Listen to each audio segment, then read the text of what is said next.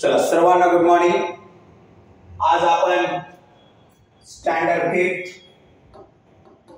Practice set आपण 24 शिकणार आहोत। अत्यंत बेसिक पासून कॉन्सेप्ट वाइज। हे एक डायग्राम आहे, याचं नाव आहे PQR। PQR म्हणजे कोणता अँगल, तर Q अँगल। कोणताही अँगलला जर तुम्ही PQR असं वाचा किंवा RQP असं वाचा, दोघांचाही अर्थ एकच होतो। क्लियर? इथं तुम्हाला एक एक्झाम्पल म्हणून सोडून दाखवलेला आहे PQR आणि RQP। इथं बघा PQR RQP एक्झाम्पल म्हणून एक सोडून दाखवलेला आहे। याचा जो व्हर्टेक्स पॉइंट असतो तो हा असतो Q, आणि इथं आर्म ऑफ अँगल, त्या अँगलच्या बाजू कोणत्या आहेत हे मराठी मीडियमच्या मुलांनाही जरी तुम्ही म्हटलं तरी चालतं। याला शिरोबिंदू म्हणतात, याला बाजू म्हणतात आणि याला कोणाची नावे म्हणतात।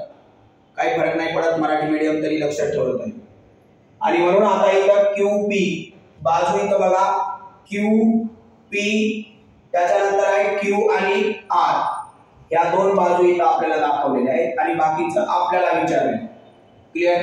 चला सर्वांनी लक्ष द्या। पहिला आपण नेम ऑफ अँगल लिहूया। पहिला अँगल कोणता असणार? मग पहिला अँगल कोण असणार? LMN कोणता असणार? Angle LMN। क्लियर? आणि दुसरा अँगल ऑर, एक L पासून स्टार्ट केला, आता आपण N पासून स्टार्ट करणार। लक्ष द्या, N M L N M आणि काय होणार? L। एवढं लक्षात ठेवा की या M ला मध्ये घ्यायचं, हा M ला काय करायचंय? मध्ये घ्यायचंय। ती मध्ये म्हणजे त्या अँगलचं नाव असतं आणि हे दोन त्याचे बॉडीगार्ड असतात बाजूला। क्लियर? लक्षात ठेवा। चला, याचा व्हर्टेक्स पॉइंट कोणता आहे? हा इथला बघा, हे बघा कोण आहे? M। आणि इथं आर्म ऑफ अँगल कोणती असणार? ML ही एक बाजू असणार, ML, and दुसरी बाजू कोण असणार? M आणि N, M आणि N। M पासून स्टार्ट करायचं, ML आणि MN।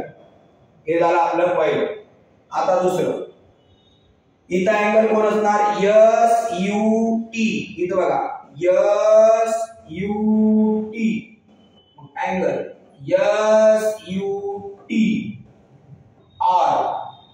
आता आपण S पासून स्टार्ट केला, आता उलट स्टार्ट करूया, TUS अँगल TUS। कळलं? हे झाले आपले दोन अँगल आणि हे मधलं हे दाखवा, हे या अँगलचं नाव असतं, हे वाला, हा असा अँगल आपल्याला तयार झाला। क्लियर? समजलं? चला, आता याचा आहे व्हर्टेक्स पॉइंट। व्हर्टेक्स पॉइंट म्हणजे हा वाला कोण असतो? U। व्हर्टेक्स पॉइंट कोण आहे? U। आता आर्म ऑफ अँगल, पहिली आर्म कोणती आहे सांगा? UT। कोणती आहे? UT। and दुसरी कोणती आहे? US। कोणती आहे? US, U आणि S। क्लियर? समजलं? खूप सोपं आहे। क्लियर? आणि हे स्टेप बाय स्टेप, आता हे पाचवीच आहे, तर स्टेप बाय स्टेप काय होतं, पुढच्या वर्गामध्ये ते काय होतं, त्याची क्षमता काय होत जातं? वाढत जातं।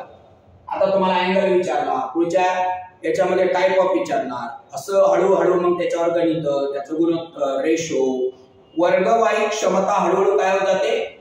वाढत जाते। तर हे झालं आपला, याच्यामध्ये एकच क्वेश्चन आहे, प्रॉब्लेम सेट 24। सगळ्यांना कळालं? क्लियर? ओके, हा डन।